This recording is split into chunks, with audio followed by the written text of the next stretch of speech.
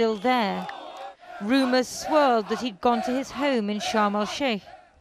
The military stood guard, no longer loyal, but determined that he should leave with dignity. Officers told the crowd they could go no further. The army has always been the most powerful political force in Egypt. Now it's officially in charge. Demonstrators refused to be contained to Tahrir Square. They were spreading their revolution all over the city. Several thousand went to the TV station, Mubarak's mouthpiece, a symbol of the old regime. These young revolutionaries love the army. The soldiers haven't turned against the protesters. But the question now is, will the military really usher in democracy? But that's a question for tomorrow. Tonight it's simply jubilation. In Tahrir Square they were already clearing away the barricades. This was the Nile Revolution and they won. The young people of Egypt did what their elders were too scared to do, challenge the old regime. These were 18 days that shook the Middle East, and nothing will be quite the same again. Lindsay Hilson, Channel 4 News, Cairo.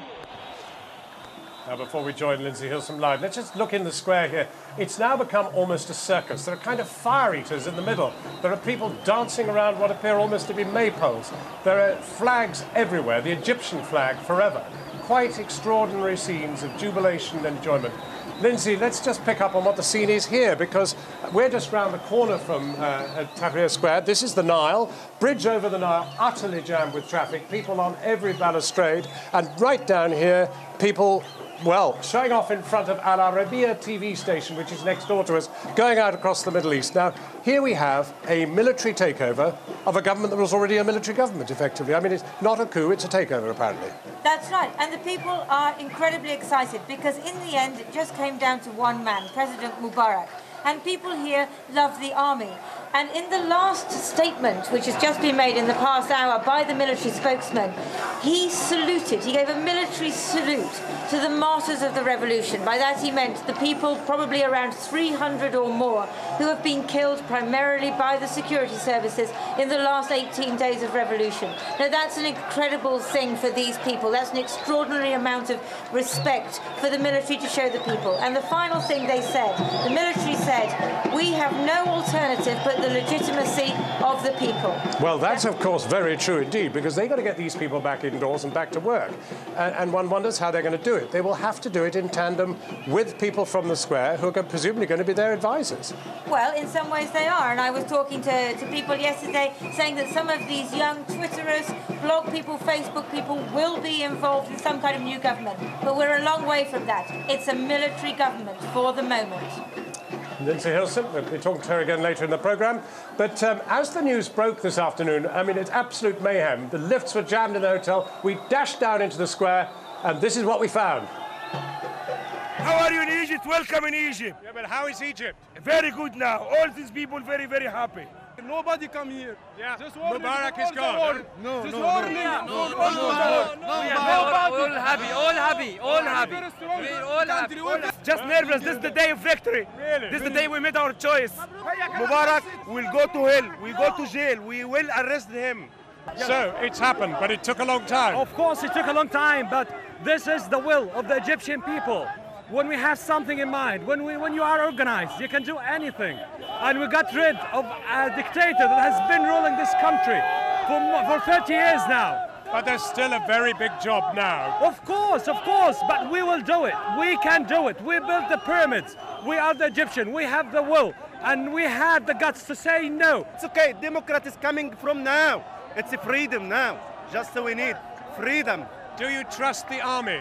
Yes, I trust the army. It's in our heart here. Right. Since I've been born, there was only one president to us, which is Hosni Mubarak.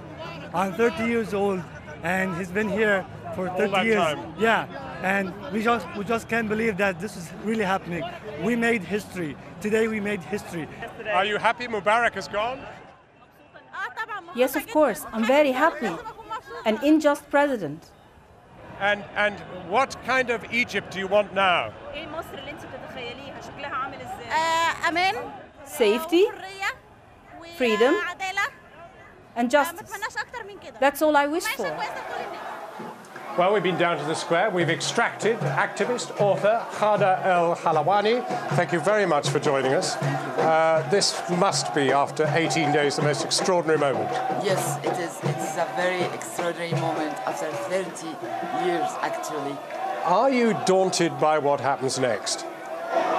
This is depends on the Egyptians well. Yes, but I mean it depends on the army and you. No, I think it depends on our will. That on behalf of myself, that we need no more military government. Yeah, but stay in the square and speak to the military, or you will elect a committee, or what? Okay, they will elect. I think they will elect a council. Yes. Yeah. From mainly in the square. We don't know yet. Gosh, it feels terribly uncertain. No. You've got a route. We trust our will. Right. We trust our will. And you're confident that the army will behave? Yes. And will respect what you want to say? Yes, sure. What gives you that confidence? Our will. They are in many Egyptians' hearts, aren't they? The army is very respected in this country, even though Mubarak was of the army. Yeah, regardless this point, which is certainly, I do agree, but we trust our will. Right. Okay. Well, Khada, I wish you the very best. Thank you very much indeed for coming in. Thank you. And let's take a quick look back at the square before I hand back to Christian there in London. There you are. You see still the... Though the Egyptians have got, in general, sentiments and emotions towards Ahlul Bayt. Till now, they respect Ahlul Bayt, they visit their shrines, they call their children after the names of Ahlul Bayt. So politically, Shia Islam was banned.